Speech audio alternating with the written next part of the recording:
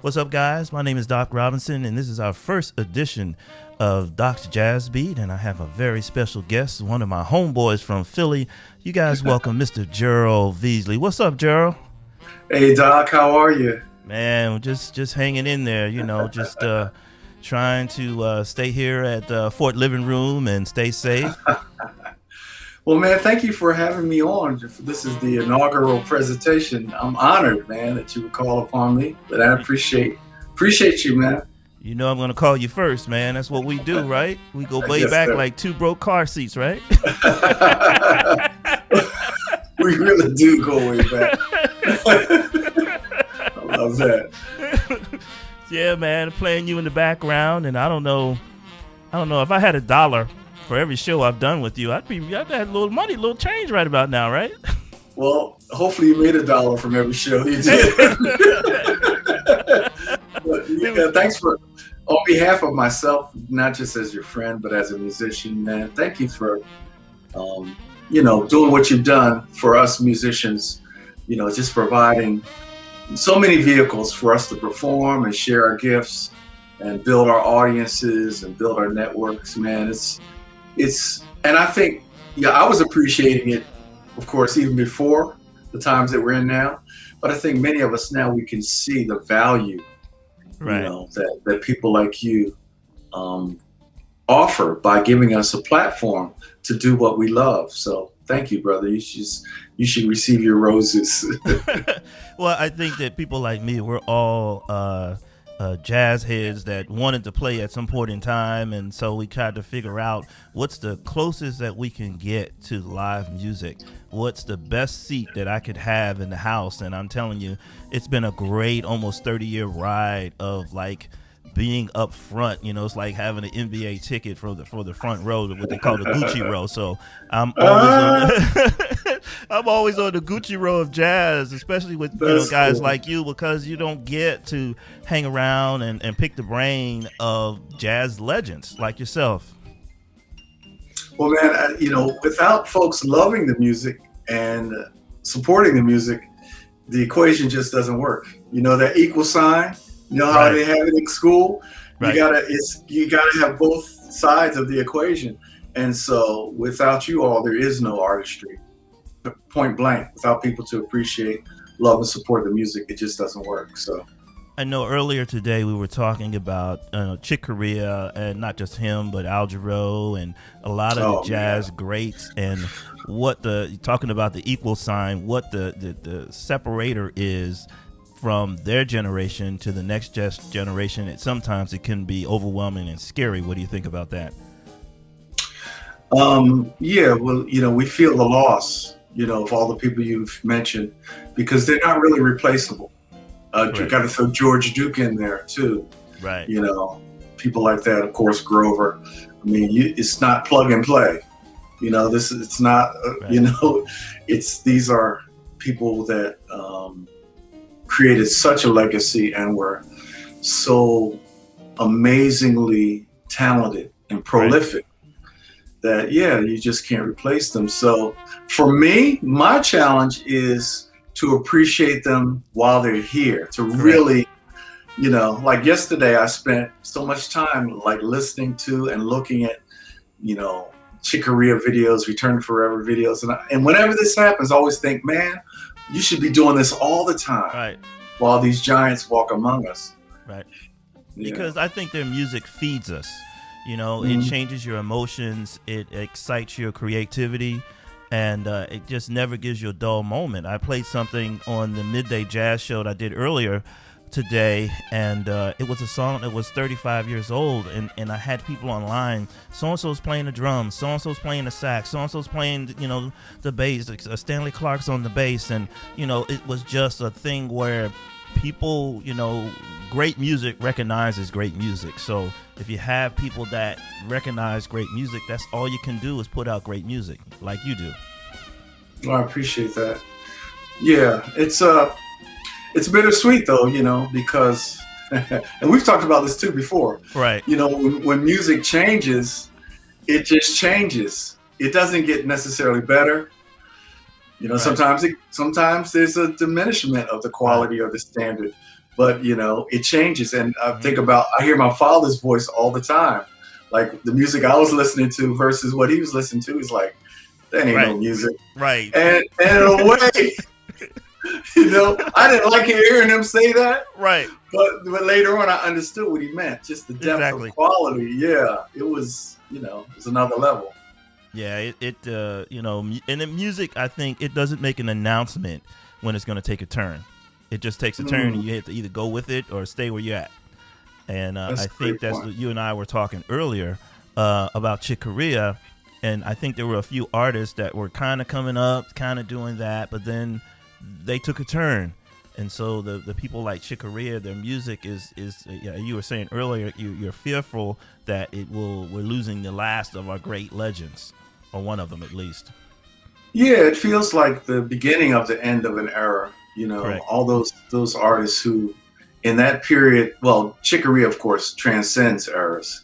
Going back to the 60s and then, but his work with that post Bitches Brew era, in a silent way era, and then the burgeoning of fusion, that was just such an incredible era for me, and the folks that came out of that, the bands that came out of that. That's the other thing, right? Return to Forever and Weather Report and Mahavishnu Orchestra and Herbie Hancock and the Headhunters, and on. These were like seminal heroes to us playing. And because one of the turns from jazz before then was not just the rock or the funk influence, which was clear, right? That they were using instruments differently, more electric, less acoustic. The songs were a little bit different, more, they were sophisticated in their own ways. Right. Less about the chord changes, though. But what was interesting about the band structure is that now, instead of having like one soloist out front and everybody supporting, and then people taking turn solos, you had these amazing ensembles where you have like 4 or 5 people all step into the front. It felt like almost at the same time with this high energy. So they kind of recreated the whole idea of what a band looks like and how musicians can step forward versus waiting their turn, So it's really revolutionary in so many ways. Yeah, I think that I guess we shouldn't be scared of the future because we don't know what the future entails. So a lot of time we're saying this is the end of an era, but it could be something that's so crazy that we forget about 30 years ago. It's like these new cats out now, just like when you watch the NBA. I was getting my haircut the other day, and the guy was kind of a newer type of coach. And he's like, Doc, these kids they're having trainers at 12 and 13 years old, and they're going over like professional plays and sets. They're coming right to college ready to go to the pros. So I equate that with the new style of musicians. They don't have to, they have more electronic resources. They don't have to go through what some of you guys have gone through 30 and 40 years ago. They can step right out the box if they have talent and really bring their skills, up to shape very quickly. And No, that's so true. And a great example of that is the use of YouTube. Correct. You see these kids 12, 13 years old who do some astounding things because they are really immersed in learning music in a whole different way, not having to, use a record player or a turntable or even a CD player, but having music coming right to them where they can see visually how to do what it is they do. And so they can just learn so quickly. And you're right, there's levels of virtuosity now that we've never seen, these young precocious musicians. And you're right too, we shouldn't get stuck in just nostalgia.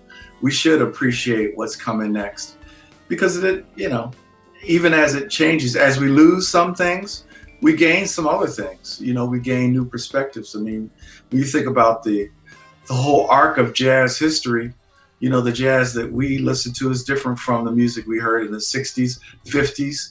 That was different from the music of the 40s. That was different from the music of the 30s and the 20s. That was different from the music of the turn of the century. So it's always evolving, always changing. The question is, what do you want to keep even as you move away? Like in my view, you want to keep the improvisation. You want to Right. keep that spirit of adventure. You want to keep the freshness if you can. Even if the form changes, you try to keep that. And getting back to Chicoria, when looking at those old film clips and looking at them when they were young, that was one of the big takeaways for me, just how adventurous and excited they were to play, and they were just having fun. They weren't concerned about their reputations yet because they didn't have any. Right. And they they were trying to put one step in front of the other one, but they didn't know what that new step entailed. It's like, we're just gonna play, and whatever comes out. And some things they kept, some things they threw out, but they had a freedom to. There was no rules. It's like, this is what we're doing. Yeah, that's so true, and that's the blessing of youth, right? You don't have to live up to anything. You just right. You just go. Yeah. Well, I think it's also, there was no broadcast architecture. There was not putting your music in a box.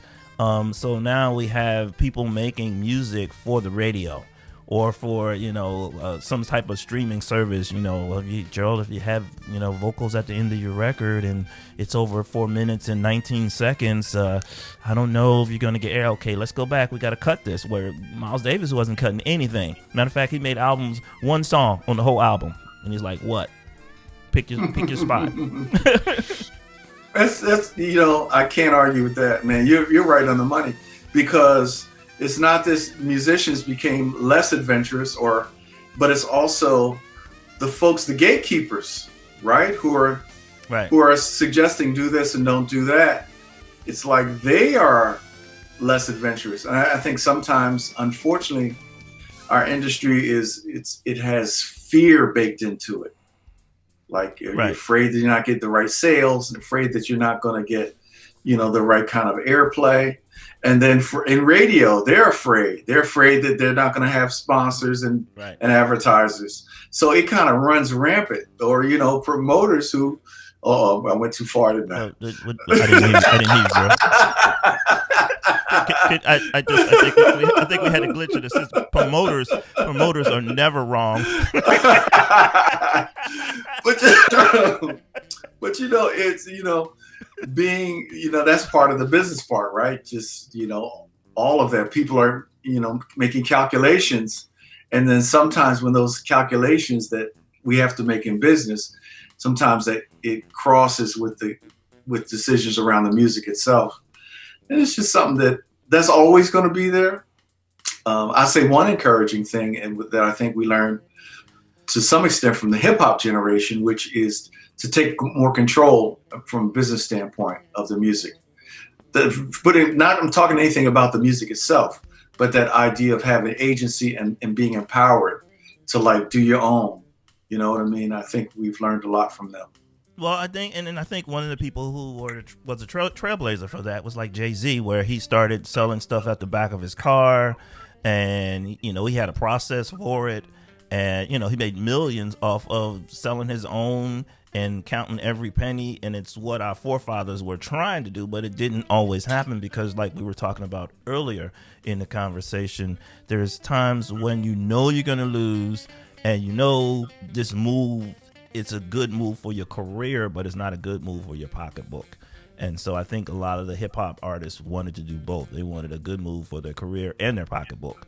And so absolutely, which choice do you make, when you're hungry? Yeah. And, people like Master P, you have to include him in that. Yes, exactly. Too. So, but I think one of the advantages they had, and one of the things they figured out, was that there didn't have to be a gatekeeper between them and their audience. It's like, I don't need you to get to my audience. That's my audience. Right. So they figured out a way. They didn't need, eventually, of course, people working with major labels and so on, they could get to bigger audiences, but still they recognized their worth, they recognized their value, and they understood they had a direct channel. And we owe it to the internet too. It was helpful in that, in terms of people being able to, get directly to the people that love their music. Well, it's funny you should say that, because I was talking to Michael Henderson, and that's the thing he appreciates about now than in the past. He said, I didn't realize how much management and record labels kept me away from my audience.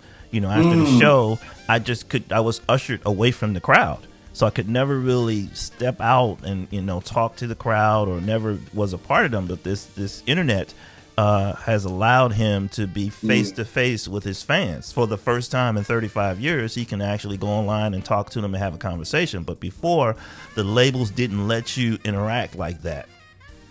That's so fascinating. I've thought about that. And I think to some extent it's like an old Hollywood mindset, where you have to have, the artist has to have a mystique. You know, you got to have a wall between you and the audience. Exactly. And that doesn't work today. Right. You know, that doesn't work today.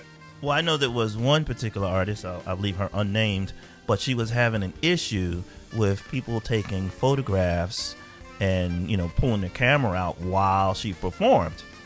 And I think in a way that's kind of an old school thought of, I don't want my music out there. I don't want you videotaping me. And somebody would be young. It's like, get your phones out, get your popcorn ready, put this on IG, put this on everything. Because, you know what I'm saying? That's the way younger people think now. No, get your phone out. I want it out there. Because the kids with the phones, that's your marketing team. That's your marketing team. they are helping to spread right. you out. And, you know, it's funny because when I toured with Joe Zawinul for a number of years, you know, he would have people on the crew to keep an eye out in the audience, like to see, because back then it was the camera with the red light. Right. You know, so people would try to record you kind of under their coat or something like that. Yes. And they would have people send them out to the audience, like to get those tapes or to tell people to stop. And now, all these years later, I regret that I don't have enough documentation of that period when I was playing with these really genius, great musicians, because they just didn't allow it. No. You know, and part of it too is there are probably three reasons I could think of. One is that artists often are very self-conscious too. So if they don't want to be recorded, they don't want to be taken away from that moment of making their art or making their singing or music, whatever it is. Right. You know, and sometimes the thought of a camera can be a little distracting, right? So that's one piece. The other piece is you can't control the quality, you know? I think that's the biggest feedback that I got is like, well, I don't want to be caught playing the wrong note or singing out of key or blah, blah, blah. And I'm going, well, why would you do that anyway? Why would you, you know what I'm saying? Why would you worry about that if you're already performing? You know, you're scared that somebody's going to catch it on camera and then put it online, then you shouldn't be doing that. So I don't sing, so I could be caught singing out of key at any time.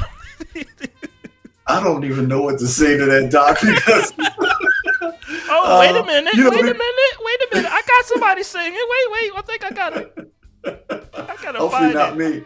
But you know, the thing about it is that those things last, at least in your mind. What you got going on? You better play something else. Yeah, I got somebody singing. Hotel, motel. Yeah, you were singing that song. Lord, yeah, man. That's not singing. That's clowning. And the third reason that they're reluctant, often, especially back in those days, was because people were taking videos and monetizing them. Correct. Right, and making DVDs. Well, that no longer it applies to anything. Right.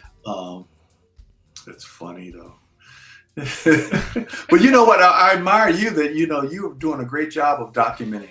How many shows have you done at this point at Sweet? Oh wow, over 200. Oh wow! Because you see, it's 50 a year. We've been doing it 6 years, so. Mm-hmm.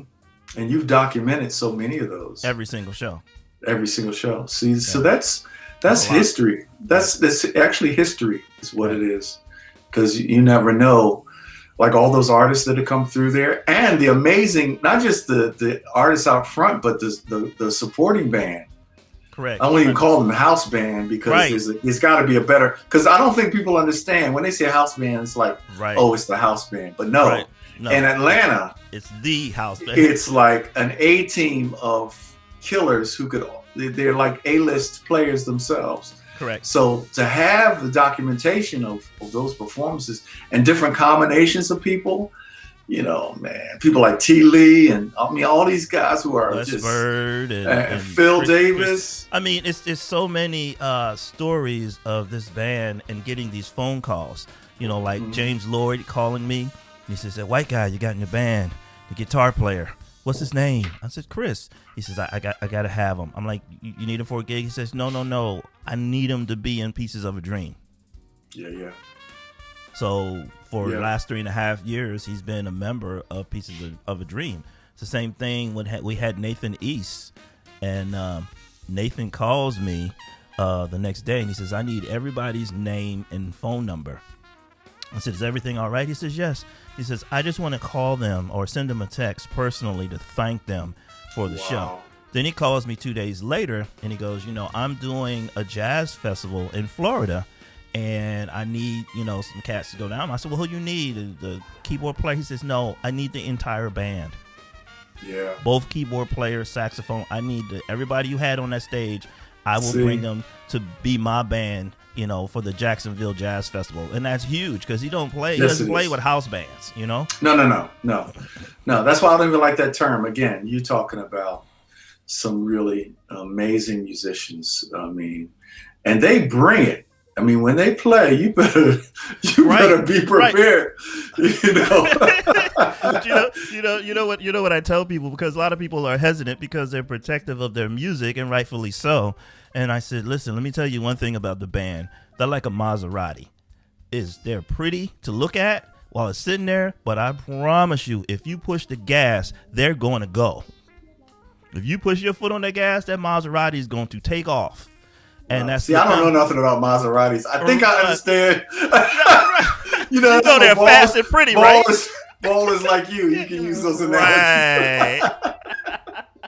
No, but you're right. They can definitely go, and they're willing to go. And I have to say, I really took that model. When we started our series in Philly. I'm so proud of you too on your series. But you know what? All I did, man, was I took your playbook and just put my name on the front of it. Wait a minute. Let me check it. Let's check in my wallet. I'm checking. My cup is empty. I don't. Okay. It said property of Bill Belichick. Yeah. I just took the Bill Belichick off. Okay. Oh, all right. Put my name on it. It ran the same plays. You say run it back, right? That's it. No, but seriously though, I mean, we adopted many of the same. First of all, adopting the mindset. That was the first thing. Right. That we're just talking about of making sure of professionalism and the business structure and just how you treat talent when we come into town. All of that is something that's there's a lot folks can learn from the way you do things. Absolutely. Well, I think a lot of it is the way you treat people, like you just said. I mean, it's the money side of it, but to be honest, I think I've told you a few times this story about doing a show with Alex Munoz. And after the show, we're sitting at the bar having a nice glass of red wine, and Alex looks over to me and he goes, "Oh, by the way, how much are you paying me for this show?" The trust. Yeah. This is just after the show. We hadn't even talked about the money. It was just a phone call. "Hey, Alex, can you come on such and such a date?" He said, "Yeah, man, I'm there." And we never talked again. Right. So I think a lot of people, it's about relationships and trust. It's all about relationships. Absolutely. If people don't trust you, they're not coming. Yeah. No matter how much money is. The other thing that I think we should talk a little bit about is audiences, because that's the other thing that you've really built. Talking about that equation again, right? That's a huge part of the equation. What you've built in terms of the connection of audiences to your, to the artist, to the venue, to the music as a genre, to the and of course to the the artist, the venue, and to you and to your series. It's like there's a connection, we tried to create that in Philadelphia as well, where the audiences they're not just somebody that you bring us your money, here's your ticket. Right. There's a connection there. Like you're a part of this thing. Yeah. It's a relationship, and I think I've sent you many of, texts that people have sent me that listen to my shows. I said, yeah, I've been to Philly and I've been to Gerald's place and the food was just amazing. And he's just so nice and he comes around and he talks to you. And that means something to people, because they feel like Cheers where everybody knows who you are, So you come there, I have people, they get the same seat. Their drink is ready from their whatever they're eating. They don't even have to order it, and it's like it's home, and they know they're going to, in this surrounding, I'm going to have a peaceful experience, and that's what you try to give people. And I think a lot of times they're looking out the window for the money instead of what's the content of what we're bringing you. How does the sound? What are we doing with that? So I just think that, you have to, it's a setup. And, I don't know if I told you where I kind of got the idea. Two places. One that you would know about, in particular, the Latin Casino. Oh, man. Yeah. I was a kid when, that was kind of really, hot. But everybody who was anybody came to the Latin Casino. Anybody that came, of course. Casino. And I saw some great shows there too. Right. And then Fabulous the other one, because I was in the Air Force and my first base was Austin, Texas, they had this show called Austin City Limits. Oh yeah. And that's really where I got the premise for the show from, is because in Austin City Limits, they would bring anybody. At first it was, country western, rock and all these things. That's when I first saw Christopher Cross, because he was from Austin. So him and all those guys would sing together in the same group. But then they started bringing all kind of groups. And what I started noticing is people didn't really care. They might not have known who the group was, but they were coming for a show. And they knew that all of the shows that were there were great. So who's the show next? I don't know. It's the Roots or some groups. I haven't heard of them, but I'm going. And so that is one of the longest running musical shows. I think they've been almost 50 years they've been on the air. It's crazy.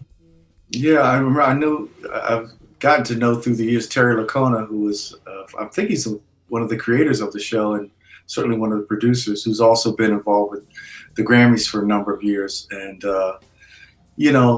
I think the running theme through a lot of what we're talking about is when you have real music people involved in things, good things happen. Exactly. And Terry Lacona is a pure music guy and a television guy, but someone who really reveres music and respects the artistry that musicians bring. So but yeah, so that's kind of that's interesting that was part of the inspiration for when you're doing what you're doing. Yeah, it was. And I just thought that you got to have a formula for what you do. I think some people just throw shows together. They bring an artist, they throw it together, and why aren't people here? Or why are people here? And the other thing I've learned about the business is peaks and valleys. So in other words, it's just as much of an alert when you have a packed house as when you have an empty house. You need to go back on Monday morning and talk to your staff. Okay, so how did this happen? How did we pack out this show? Instead of just sitting on Monday morning counting your money, because it's an anomaly most of the time when it happens, but you got to figure out what that is so you can repeat it. But we just want to talk about, there's only 20 people here this week, and did they know who the artist was? Was it raining? Was it on the wrong day? But you have to figure out when it's packed too. Like what happened? That makes a lot of sense, yeah. So that you can try to repeat some of your successes. Right. Of course, I got to mention Roxanne, my wife and business partner, because she kind of came with our formula and the kind of the mechanism of how we would do things, and she's really good at that you just identified, just in bookmarking what really works. Right. Exactly. And building that into your system and trying to correct things that don't work and try to learn from that. Right. Right. I think that's super important for anyone to know in any field. And with you too, with your background, not just in music, but having been in charge of quality control for a major brand, and then your experience in the military. I mean, it's am I getting that right? There's always that. It's always sense where you have to measure what you're doing and let's see what's effective, right? Yeah. I mean, that was the rule when you talked about quality. You couldn't do anything that wasn't measurable. Mm. So we can't sit down and pull out the numbers of, and of course in what we do, there are all kinds of numbers, where people come from, how they heard about it, what time they come in, how much they spend on food, what type of ticket they would buy. It's all kind of measurables. And when you spread that out and really look at it, it slaps you in the face like, okay, we're not doing this, we need to do that. And but the thing is, I think it comes between the artist and the promoter. I don't like that word, but anyway, producer and the owners to be on the same page, because the owners are like thinking of what a car salesman told me about a car with a sunroof in it, and I wanted to trade my car in. He said, well, son, once you trade this car in, a sunroof ain't nothing but a hole in the roof to me. So bringing in a band to a restaurant, the only thing that's 1-to-1 is the door. Mm. Mm-hmm. So I think the misconception between a lot of musicians is the fact that they feel like the club is packed and we're making this and the owners are getting rich. So a lot of times I have to sit them down and tell them, because I'm on the other side of it in the management meetings, and it's, listen, food and food revenue is only 1/10. So if you bring in $10,000 of people buying food, that's only $100. By the time you pay for staff and this and that, right, and beverages is only like 40%. So the only thing that's 1-to-1 is the door. But sometimes the door is a barrier. So it depends on who owns the restaurant, what they're willing to incur. That's right. Because sometimes the music can be a loss leader. If you're winning in those other areas, in the food and beverage area, then you can take a hit on the door, but you can only take so many hits. Right. And so that's the delicate dance. And right. I think the other thing that you're kind of uncovering is the fact that as musicians, we have to be tight in what our business is, but we have to also think about it as a collaboration, right? Correct. So I'm gonna participate in the marketing for a lot of reasons. Number one, it makes me feel good when there's an audience out there. So just psychologically, it's right. good. Number two, from a business standpoint, that's something I can build on to create, to build my audience, either for this venue or another venue, and to sell merchandise. And number three, probably the most important reason that we don't think about is that we want the owner and presenter. See, I didn't use promoter. We want the owner. We want the owner and presenter to win, right, so that the venue can continue to thrive. Right. That's correct. Right. And so you can continue to bring in not just me, but my friends, my colleagues, the other artists, because the more places we have that are thriving, the better for all of us. Well, let me ask you this. This might hurt some people, but it's okay. Being that you're now a presenter, you have a lot of hats on, but one of your hats is to be a presenter, not a promoter, producer. Mm-hmm. How do you feel about artists that you're bringing that may not be a household name, but they're good, and you have trouble getting them to promote themselves to come to a show, or their fans to come to a show? That's a tricky one, and because, and you taught me this actually. One of the things that Roxanne and I try to do is see what they do before, like look at their history of promotion, right? If they're already on social media and being engaged and helping to spread the word about what they're already doing, then that's at least some indication that they have the ability and the propensity to do it with us. Doesn't mean they're going to do it, right? But at least that's in their toolbox. So that's a good starting point. Well, what I guess the statement I get most of all that kind of perturbs me is they say, well, I'm not the promoter, you're the promoter. I'm just supposed to come in and play. I'm not the promoter. And I'm like, well, you do want people to come see you, right? Yeah, I'm on your side. It's hard. It's hard. And the conversation we try to have is like, I don't want you to be the promoter. I don't even want you to market the shows, but I just want everybody who loves your music that's in our region or in our area, I exactly. want them to know about it. Right. Because to me, the worst question I could ever get as a presenter is like, when are you going to have John Doe at your venue? And I have to say, oh, he was there last week. That's my nightmare. See, you're nicer than me. Because well, because it means we didn't do our job or something was broken down. Because if they didn't know, if they really want that artist and we haven't told them that they were just there last week or last month, that's a problem. Right, but you and Roxanne are much politically correct to me, because you know what I tell her when I have this conversation when I'm thinking about booking them and they give me that line. I said, well, you know, I have a website for that. And they said, what is that, brother? It's called stayathome.com. And so that's just mean. That's just mean.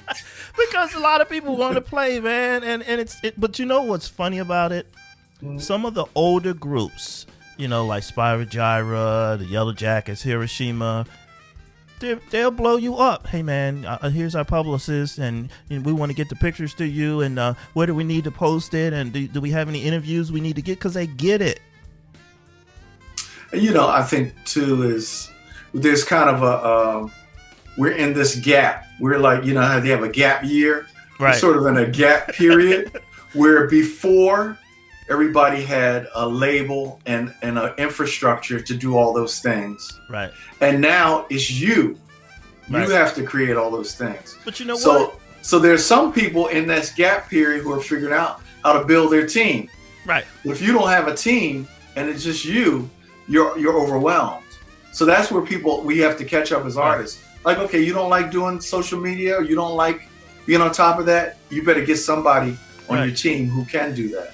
But you know, I give them the old phrase, you know, be careful what you ask for, because all along I want my own label. I want to do my own thing. I don't want nobody over me. Woo, woo, woo. Okay, you got that. So now you're your own marketing team, your own press, your own PR. You got to get it. Especially, I think, after the pandemic, people are going to want to get out and hear music. And the ones that are not prepared, and all of this time they had to go to YouTube college and figure it out, they're going to have to get in step, because music is going to be the prime thing that people, you know, crave for. That I want to hear a live band. All this, you know, stuff online is cool, is great. This virtual stuff is great, but I want to hear it. I want to feel it in my chest, you know. So people are going to have their stuff together. Yeah, I think you're right. I mean, that's a great point. But I love what you're saying. It's very hopeful to hear this, or you're painting the image of people now having this pent-up demand, pent-up thirst and hunger for the music. And we have to be ready to satisfy that. We got to be just ready for that, whether musically, business-wise, our relationships, all of that. We got to be ready for it. I agree. Well, I know you're going to be ready, Gerald. You know, you're always ready and been listening. I'm trying not to bop my head too much. Man, I'm watching you. You're trying to conduct an interview. You can't really start breakdancing over here. You're killing me with this, man. This is... look at this. You know what? You know, it's funny. I'm going to tell you something funny. During my shows, I do the Gerald Veasley hip hop. You don't know what it is because you're doing it. You know, so you're playing. You're like, I know. That's why I know you in it. You got that. Yeah. That's you. I'm like that. I'm doing it. So I copied your head bop. I hope you don't. But you get that head going. Gotta have that funk. Is that you? You trying to slide that in, bro? That's you, man. Yeah, man. I don't do that. Yeah, but it's funny. I can't even deal with sometimes watching myself because of all those convulsions in the heads and my eyes rolling back. You don't even move your shoulders. You just you don't even move your shoulder. You just got the head thing going. You don't mess with me now. About to cut somebody. And you do it so smooth. See, your style of playing, I think, is different from most bass players because people expect all the thumbs and stuff like that. And you're like, no, I'm about to slice you real easy. You get home, you won't even know you bleeding. That's hilarious. Look at it. You just go right up the scale. I'm about to cut everybody. You know they cut. That's funny. Well, I'm unaware of so much of that, but I love being in the zone. You know, it's just about being in the zone, you know, just like sports. We always talking about sports. Right. It's the same thing. It's like some of The your best rim games. is this big, right? Exactly. Some of your best games, you don't even know. They say, Right. man, Doc, you that move you did, like what? What was it? I don't remember. I don't remember it. No. Like you couldn't miss a note if you wanted to. Yeah. It's wonderful you can get to the other place and not be self-conscious. Nope. You know, you're just flying. You know what I mean? So tell me, I know I asked you this question before, and it kind of, I guess it amazes a lot of people that when we're talking about playing the instrument itself, let me turn this down a little bit, talk about play the instrument yourself, a lot of people assume that because you play the electric bass, you also play the upright bass, and you're like, no, that's two different instruments, that's a whole nother thing. Some people do, but, a lot of people don't. Mm-hmm. Yeah. I admire people that have a love for both and there are folks who we know like Christian McBride, and there's it used to be rare. I think it's becoming even more prevalent that you have folks who do both and do both well. And I think especially in an earlier time period, if you played upright, you also wanted to be able to play electric for when it needed and vice versa. Right. It was like out of necessity, you would learn that other instrument, right? Right. And for me, I've never felt that necessity, and I've never felt that that kind of connection with the acoustic bass.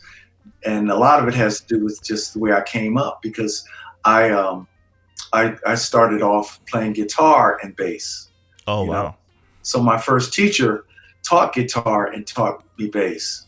So some of the ways that he taught me about playing the bass came from his own mindset as a guitarist. And then I had to learn how to incorporate the other things that people did as a bass player.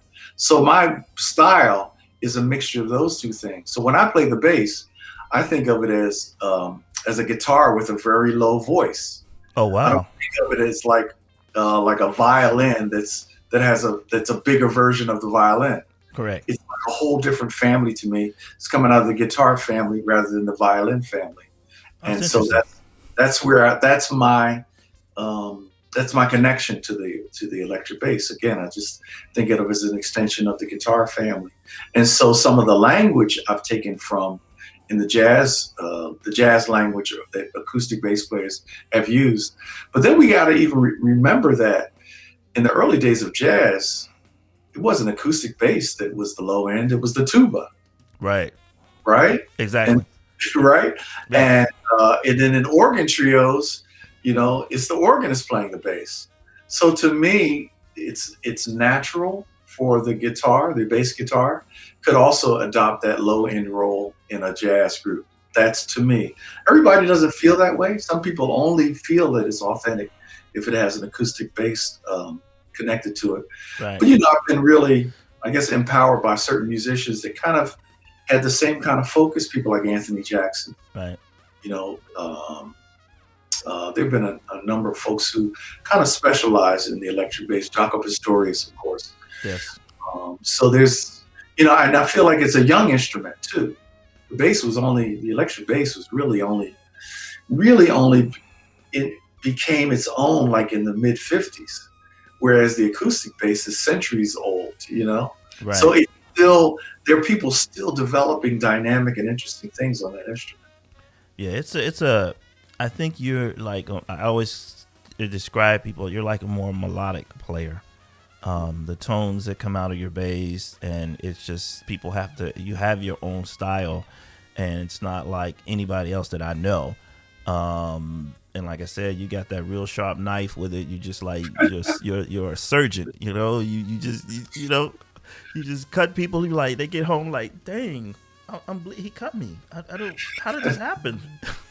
Because it's just like a smooth precision, and it's just a tight a tone to your bass that I hear, when you play. I always know it's Gerald Veasley. Even before I knew who you were, I was just hearing about you. I'm like, who's this dude?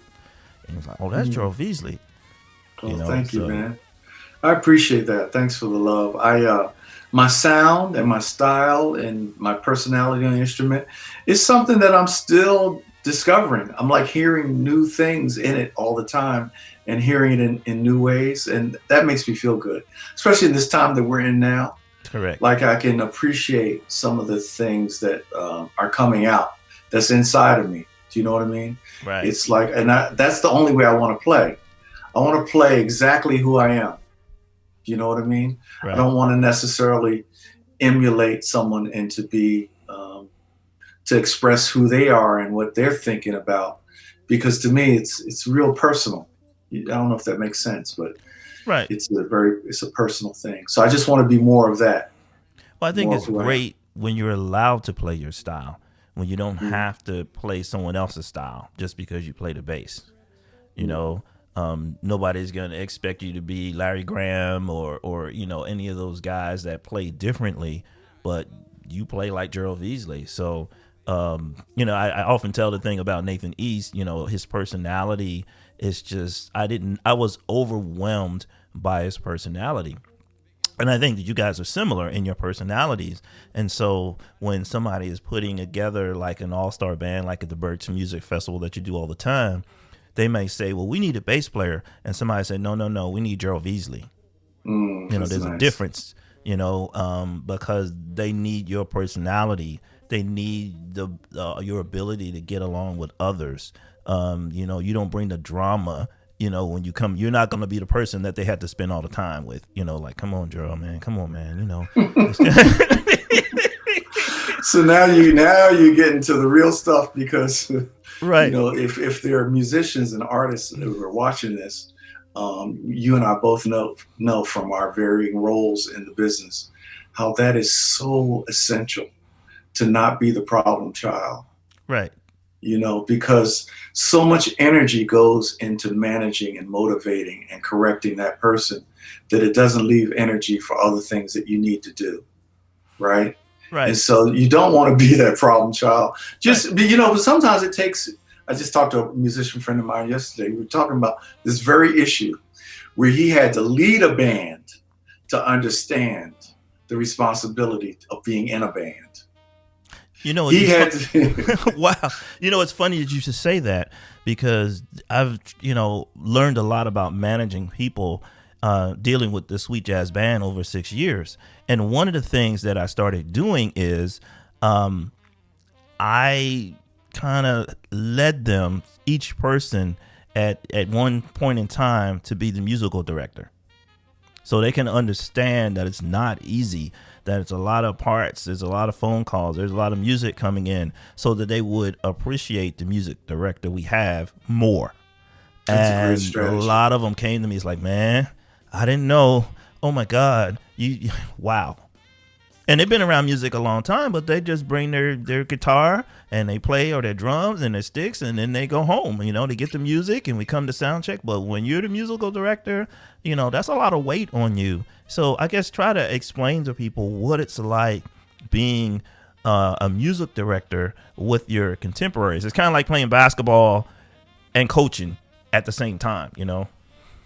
It's fascinating. I never thought of it like that, but it really is, because you know, just like the player coach, right? You not only have to be organized and help everybody get to where they want to be, but you can't be the weakest link in terms of whatever your role is on the court too, right?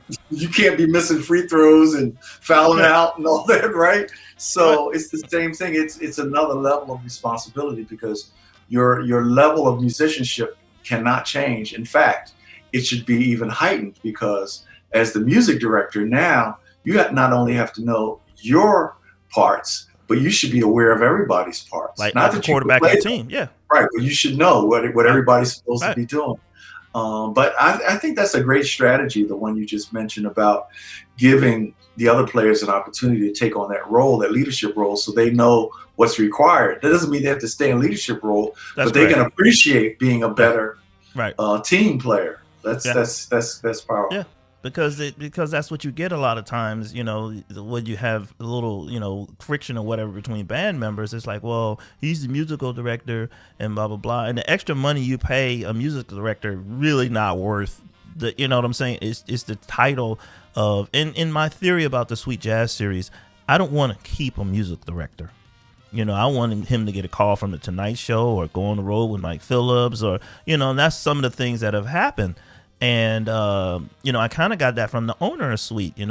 He says, 3 of my former managers now own their own place, because people thought that if you can handle the traffic at this venue, then you can handle your own venue. So he said, it's not my desire to keep my managers up under my wing the whole time. So it's never been my desire to keep the band members up under me. And we've had, 2 or 3 different keyboard players, 3 different, musical directors. And of course, Aaron and Sticks have been there for the duration. But we've had people that have gotten much bigger and better jobs just because of the talk about them playing in the series and who they've played with.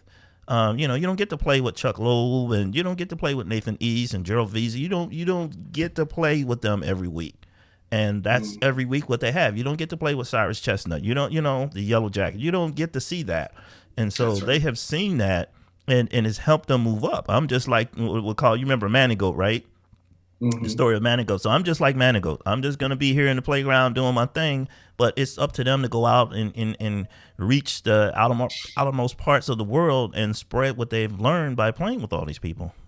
Yeah, that's great that you're thinking about that, because, I was telling somebody else, just in terms of leadership, we were having a conversation about a couple, and I won't name the organization, but an organization that we're affiliated with, and just thinking, I said, one of the problems that we have here is that not enough of us are thinking about when we're not going to be here.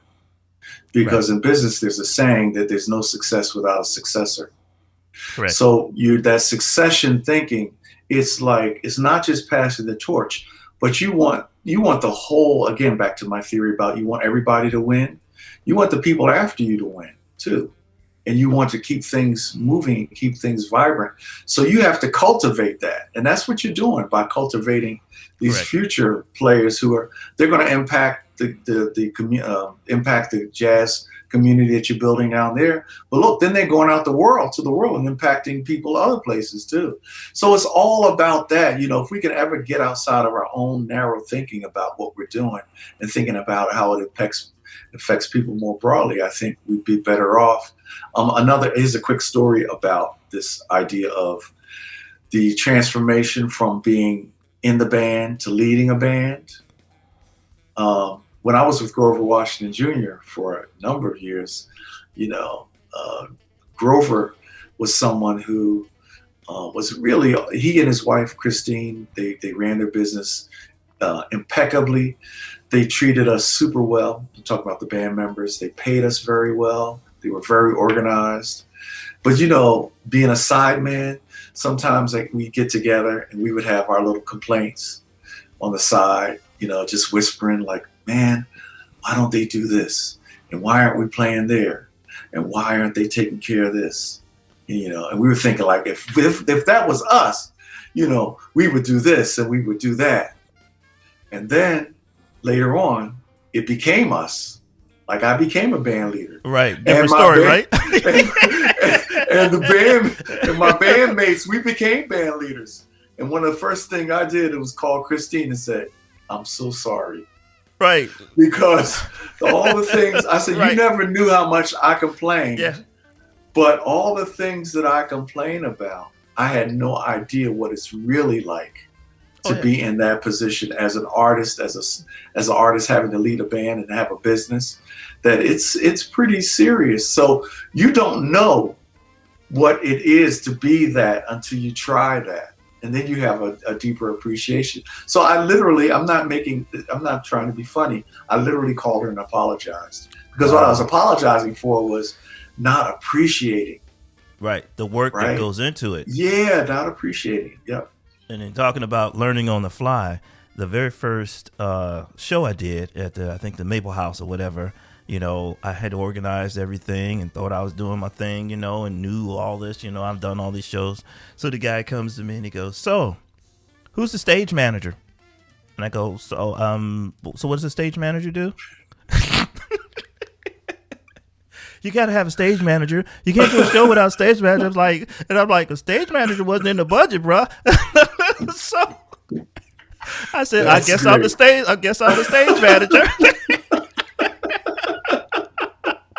Because I heard of it, but I didn't think. I just thought it was a guy. It's just a guy. He's back there. It's not that important.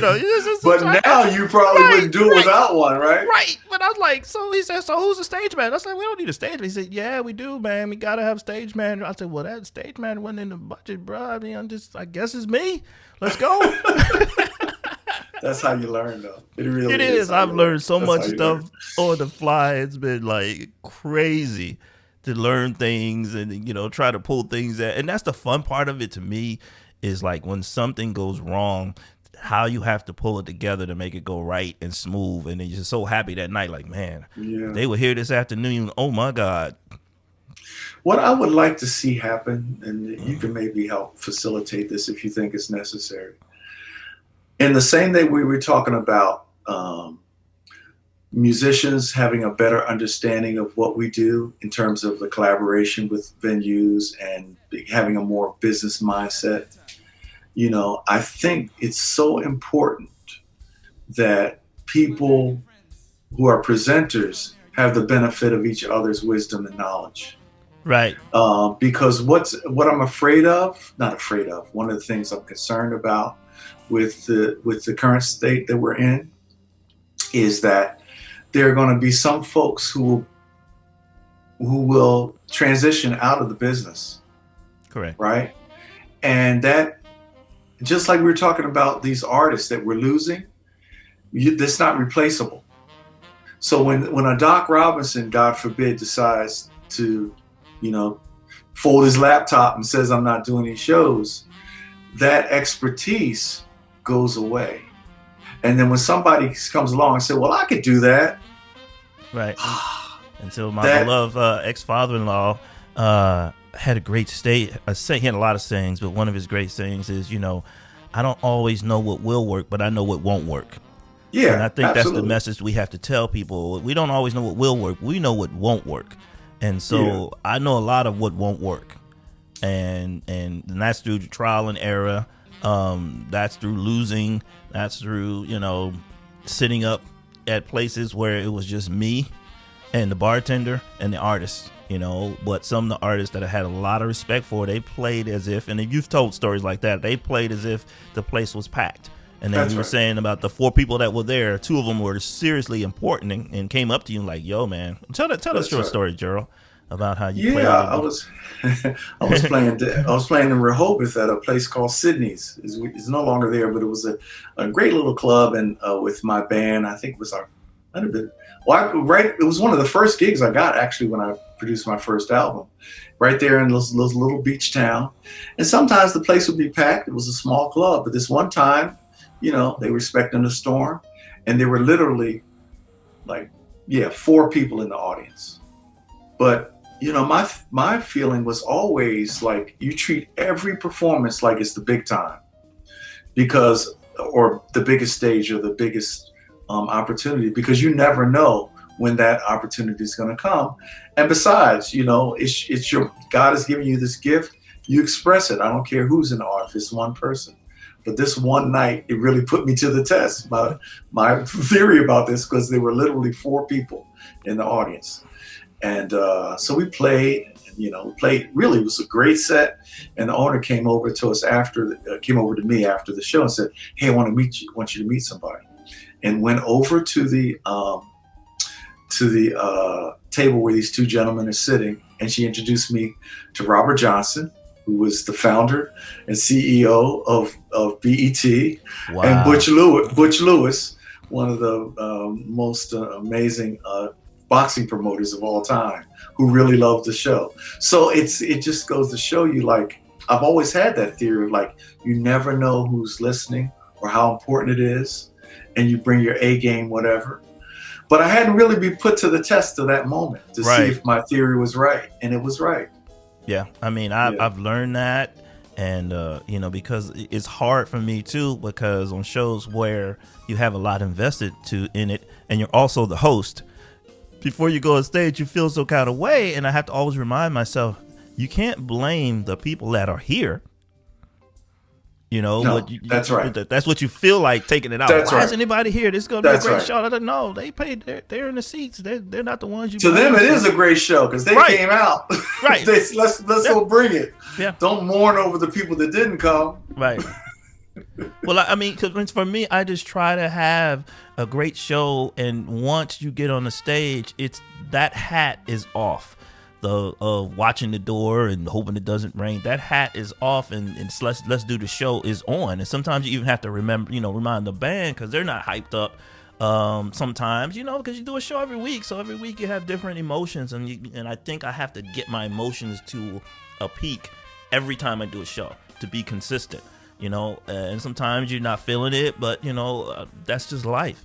And I think, the thing about the show goes on. And a lot of times I've been emotional, things have happened. But once the show starts, just like when I play basketball, my safe haven was on the court. I'll deal with off the court when I'm off the court. But when I'm on the court, I got to play.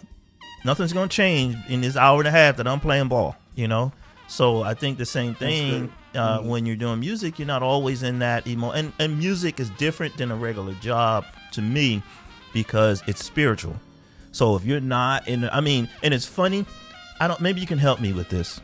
I don't know what it's called, but I've been observing, for these shows, a lot of artists and musicians, and somewhere between the last 10 or 12 minutes before a show. No, that's a big A cup. I'm sorry. I know it. You can't see my whole face for a right, moment. Oh, that's a mug. Sorry about that. But somewhere they go somewhere. I guess back in the day, people would take things or whatever they do. But those last. They don't want anybody talking to them. They go in the corner somewhere. Do you still do that like 10 minutes before a show? You like, okay, gotta get in that. Yes, but I normally don't have 10 minutes, especially in a place as small as when we're doing the shows at South for the Unscripted Jazz Series. But I at least have to have a moment. And that's a beautiful thing too. You see more and more bands who pray before they go on. Exactly. So part of it is that you want the result of whatever you're asking in the prayer, but in another sense, is to grab hands and get everybody on the same page, right? And connect to what our purpose is, right? Just for that moment. Mm-hmm. So however you do it, when I worked with Zavino, it wasn't exactly a prayer, but one of the things that he would do is he would always make sure there was a buffer between the time that we were enjoying ourselves backstage and maybe people, friends, family that are coming through to say hello. There's always be a buffer between that time and the time we go on stage where we can get centered. And there was one particular time where, he was from Vienna, Austria. And whenever we go to Austria, he would see friends of his. They stop by, he was really a hero in Austria. This is how much of a hero Zavino was. The year after I left his band, he sent me a postcard. And on the postcard was a stamp. And his picture was on the stamp. That's how much of a hero he was in Austria. Wow. So when we would play in his hometown, people would come through who would, like the president of Austria was at one of our shows. Old friends, but I don't care who would come. And I remember seeing him like having a great time. They're cutting up, talking about the old days, they're laughing. And then 15 minutes before the show, he would say, "All right, you have to go. We must be by ourselves." And literally with no politeness, this is his phrase. "All right, you have to go. We must be by ourselves." Right. I don't care if it was the president. I don't care who it is, because he recognized the sanctity of that time. And so many people have told me that. So many musicians have told me, like, and the funniest story I had, I emceed a show at the Variety Playhouse with Stanley Clarke. And you've been to Variety Playhouse before, right? Yes. And you know that wherever they call it a dressing room, but you go down the steps. Yeah. And so after the show, he had done this crazy solo on upright bass. He bent it over and played it like a guitar and spinned it around and did all this kind of stuff. And everybody was just like, it was like a 15-minute solo, right? So then the show was over, blah, blah, blah. And I came out, thank you, blah, blah, blah. And so 5 minutes, 10 minutes later, I don't like to, I like to bring the artist back up as soon as I can so they can sign CDs and autographs before people leave. So I go down there to get him. And he and I guess we were both kind of in the spirit of the show and what had just happened. So we're walking up the steps together. And we were walking up the steps like two outlaws. I mean, the way we were kind of walking up the steps, he's walking up, and I'm like, I'm not going to say nothing to him unless he says something to me. And he turned to me and said, yeah, these people ain't really heard nothing like this before. And I'm like, no, they sure haven't. Because he even realized he did something special, and it was still on him spiritually. 5 or 10 minutes after the show. So when we were walking up the steps, him and I, he turned to me and says, people haven't really heard no stuff like that, have they? I'm like, no, sir. No, they haven't. And that's all he said. No, man, I love Stanley, and I love that story because it kind of encapsulates so much about who he is, right? In terms of being a showman, right? A genius, an innovator, a virtuoso, and having confidence. That's the other thing. It's like, with certain artists, it's like, I love these sports analogies, right? It's like Michael Jordan, LeBron, you know what I mean? Right. These people, it's right on that edge between arrogance and and just knowing who you are. Right. But you there's a necessity there, and there's also a love of just what you're doing, and you want it to be on a high level, right? So sometimes those folks will say, you never heard nothing like this. It's not even being cocky. No. It's like appreciating what just happened. Right. In terms of you're always trying to get to that level and maintain that level. And like when you could even recognize it. Right. We both recognized it at the same time. That's when he looked at me because we were silent. And he's like, they really haven't heard nothing like that. I'm like, no, they haven't really. No. Yeah, I don't know what you did myself. So I don't know. I love it. Never happened again. It. So, hey, man, it's been great. I mean, we got to do this some more. It really felt good. It's our first one, and I think it went very well, and I think people are going to enjoy. Gerald Veasley, tell them what projects you have coming up. I know you're on so many different things. You got like 19 hats, but just I got 19 hats. Right. This is the year to bring a lot of these projects home. I have 4 different projects that I work on simultaneously. The most significant one right now is my Nina Simone project. I am in love with her music, and I have an awesome collaborator in Carol Riddick. Yes. So we are finishing up an album of that. Also, this year is the 50th anniversary of the sound of Gamble & Huff. Wow. Yep. So I have another project that's in the can of the music of the Sounds of Philadelphia. I want to get that completed. Also I'm involved with the bass boot camp, of course. This is that you're gonna bring to Atlanta, right? We gotta bring it to Atlanta. Come on, man. This is our 19th year of doing it. We're expanding it to a virtual format as well. And of course, my work with Jazz Philadelphia, which is a great, you can look us up at jazzphiladelphia.org, but it's a wonderful organization dedicated to celebrating jazz, helping artists in the same way that we're talking about today, create pathways for emerging artists, create opportunities for emerging artists, supporting arts education. That's what we do at Jazz Philadelphia. So, man, next time I'll bring you a big cup too. Oh, my big A cup. I'm not even going to ask you what you have in there, so I'm going to leave that alone. Gerald, it's been a pleasure, man. It's nothing but love, man. Until the next time, Gerald Veasley, y'all. Gerald Veasley. See, you got me stuttering just even thinking about what's in your cup. But thank you so much, Doc. Gerald Veasley, my great friend of, a million years and a million more, man. Much continued success, and thanks for joining us again on Doc's Jazz Beat. Appreciate you. Keep it going. Yes, sir.